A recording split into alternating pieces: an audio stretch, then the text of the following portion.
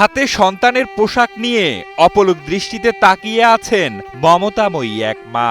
মানসিক ভারসাম্যহীন হতভাগা এই মা জানে না তার মেয়ে ফাতেমা কুমিরের হিংস্র দাঁতে পিষ্ট হয়েছে। ফাতেমার বেড়ে ওঠা, খেলাধুলা, খাওয়া, ঘুমানো, গোসল সবই ছিল এই দিঘির ঘাটে।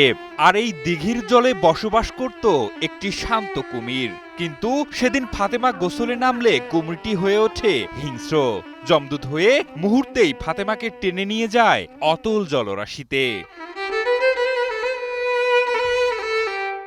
ফাতেমা তখনও বাঁচার আকুতি জানাচ্ছিল, চিৎকার চেঁচামেচি করে সাহায্য চেয়েছিল মেয়েটি। তবে কেউই সাহস করে এগিয়ে আসেনি নিষ্পাপ এই মেয়েটিকে বাঁচাতে। তারপরই কুমিরের ভয়াল ওই দাঁতের কামড়ে বিক্ষত হয়ে যায় ফাতেমার দেহ।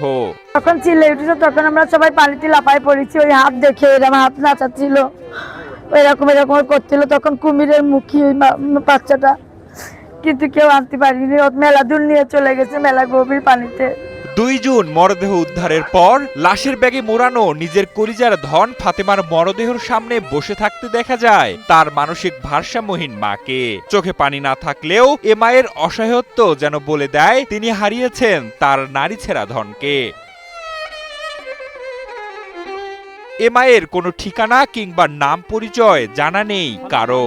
স্থানীয়রা এতটুকুই জানে এই পাগলিটির ফুটফুটে একটি কন্যা সন্তান রয়েছে, তার নাম ফাতেমা।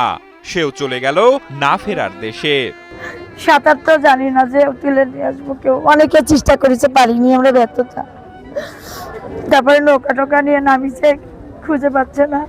বাগেরহাটের খানজাহান আলী রহমতুল্লাহ আলাইহিয়ের মাজার সংলগ্ন দিঘিতে ঘটেছে নির্মম এই ঘটনা। জানাজা শেষে ফাতেমাকে দাফন করা হয় মাজার প্রাঙ্গণে।